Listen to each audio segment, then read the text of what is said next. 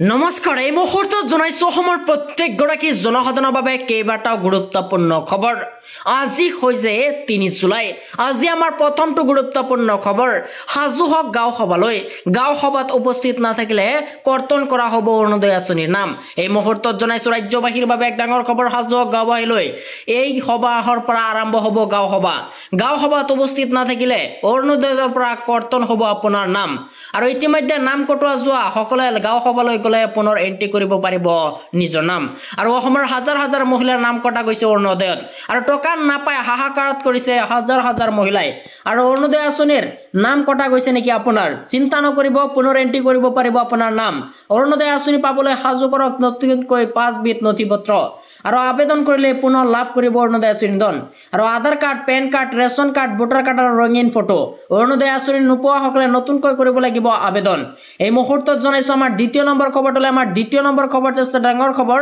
দুবৰীত চলিব ৰাজ্যৰ সৰ্ববৃহৎ উচ্ছেদ অভিযান। সাজু হৈছে প্ৰশাসন। এই মুহূৰ্তত জনাইছো ৰাজ্যবাহীৰ বাবে এক ডাঙৰ খবৰ। দুবৰীত চলিব ৰাজ্যৰ সৰ্ববৃহৎ উচ্ছেদ অভিযান। বেদখলকাৰীৰ উচ্ছেদ আৰু লগতে পট্টাদাৰীৰ বাবে সাজু হৈছে প্ৰশাসন। প্ৰায় 4,000 বিঘা ভূমি উচ্ছেদ চলিব। ইতিমধ্যে প্ৰস্তুত উচ্ছেদৰ বাবে সকলো প্ৰস্তুত প্ৰশাসনৰ। আৰু আলমগঞ্জ FMEI মেমৰিয়েল হাইস্কুলৰ পট্টাদাৰৰ সৈতে জিলা প্ৰশাসনৰ আলোচনা।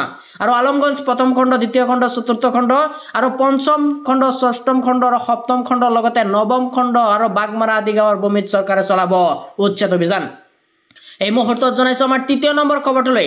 আমাৰ তৃতীয় নম্বৰ খবৰটো আছে ডাঙৰ খবৰ। 9 জুলাইত বন্ধ থাকিব ওলা উবেৰ। বন্ধ থাকিব সকলো বাণিজ্যিক যান বাহন। আৰু 9 জুলাইত বন্ধ থাকিব ওলা উবেৰ। বন্ধ থাকিব সকলো বাণিজ্যিক বাহন। পুৱা 5 বজাৰ পৰা 24 ঘণ্টাৰ বাবে বন্ধ থাকিব যান বাহনৰ চলাচল। টোল কৰ সংগ্ৰহৰ নামত উপগ্ৰহ মাধ্যমেৰে নতুনকৈ আৰম্ভ কৰা পদ্ধতিৰ বিৰোধিতা এবাৰ চালকৰ। বিভিন্ন ধৰণৰ জৰিমনা বৃদ্ধি, প্ৰত্যাহাৰ আৰু ফটো ফাইল পদ্ধতি বন্ধ কৰা। প্ৰদূষণৰ প্ৰমাণ পত্ৰৰ নামত থকা বিভিন্ন জটিলতা আঁতৰাৰ দাবী চালক সন্থাৰ প্ৰতিবাদ। শ্ৰমিকৰ অধিকাৰ খৰ্ব কৰা আইন বন্ধ কৰাৰ দাবীত সাব্যস্ত এবাৰ প্ৰতিবাদ। মটৰ পৰিবহণ সেৱা কৰ্মী সন্মিলনৰ মঞ্চ। North East goods carrier truck owner and drivers welfare association আৰু সৌদ অসম দিবানৈ বাছ চালক সন্থা, সৌদ অসম ট্ৰাক ড্ৰাইভাৰ্ছ ইউনিয়ন আৰু সৌদ অসম কেব অপাৰেটৰ ইউনিয়নৰ লগতে ইণ্ডিয়ান নেশ্যনেল ট্ৰেন্সপৰ্ট ৱৰ্কাৰ্ছ ফেডাৰেশ্যনৰ সাব্যস্ত কৰিছিল প্ৰতিবাদ।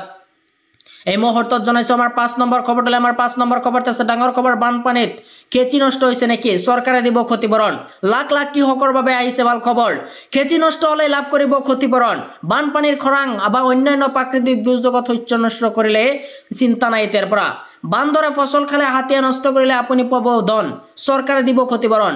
ফচল বীমা কৰিলে এই ক্ষতিপূৰণ লাভ কৰিব কৃষকসকলে। আৰু 31 জুলাইৰ ভিতৰত নাম পঞ্জীয়ন কৰক কৃষকে। কৃষকৰ সুবিধাৰ বাবে মুকলি কৰা হৈছে হেল্পলাইন নম্বৰ। 1447 নম্বৰত যোগাযোগ কৰক কৃষকৰ সৈতে। আৰু 144447 নম্বৰত যোগাযোগ কৰক কৃষকে।